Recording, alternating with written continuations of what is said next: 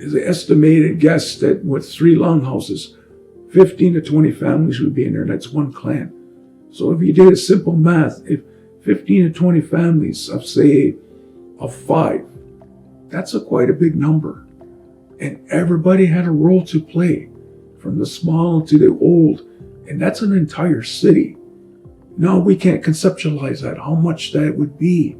That is just an amazing number of so many people working. Can you imagine how big those fields of that food would have been? And again, conceptualize everybody working together. And when I think about how powerful that would have been, could we do that concept today? And I say, no, we're weaker than them, because we don't have the drive like they did to just sit there and look at something and then go and test it to see if it will work. But that just, these structures, it just blows my mind how big they were, and all of our people living together. And you were never lonely. You would see people all the time. But that main concept of that work is it so that we can all share, and we all ate the same, and we all shared in everything.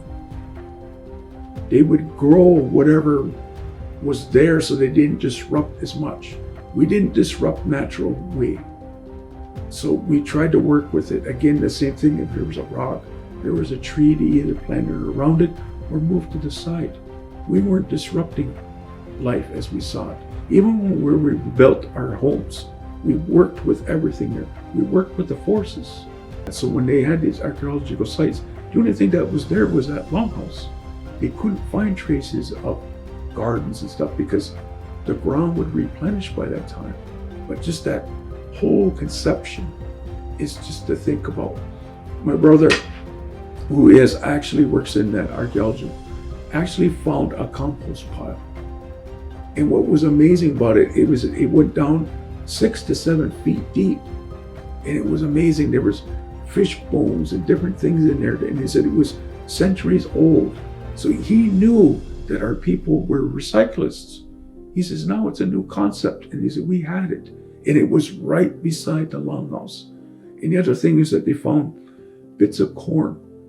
So that led us to believe that our diets, that our waste went back into that ground.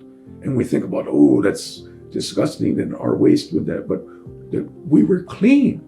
We had clean water, we ate clean food, and we were active.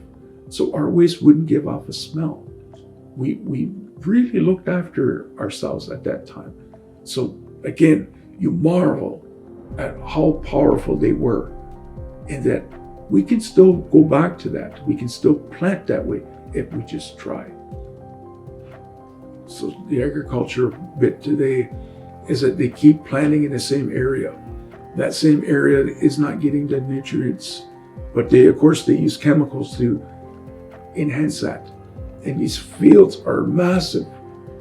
And what we're learning is that they're actually wrecking the earth, and whatever pesticides or anything they're using in there is going into the water.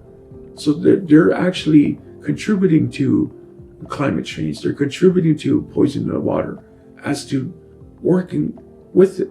Our people work with it. And that's why they never got rid of a rock or got rid of a tree or disrupt anything. They wanted to still keep the natural way because that is the way it was told to us, how we kept it. So our way is maybe the concept of the garden wasn't as big, but it was still big enough where it fed all of us, and that we had these different plots. In those different plots, maybe it was 5 years, and we left it, went to another spot, 5 years, went to another spot, 5 years. And when if you do something after 5 years, it grows over. The natural process comes back. So when you look at the two, which one's the most safer? There was no chemicals back then. We relied on what we had, and we relied on the natural process of whatever we bury, it goes back to the earth anyways, becomes dust. So we knew it was refeeding the earth. We really understood that. So if the agriculture farmers today could get some kind of concept from us I think the world will be in a better shape in condensed their farming, not using big tractors and stuff to cut everything up.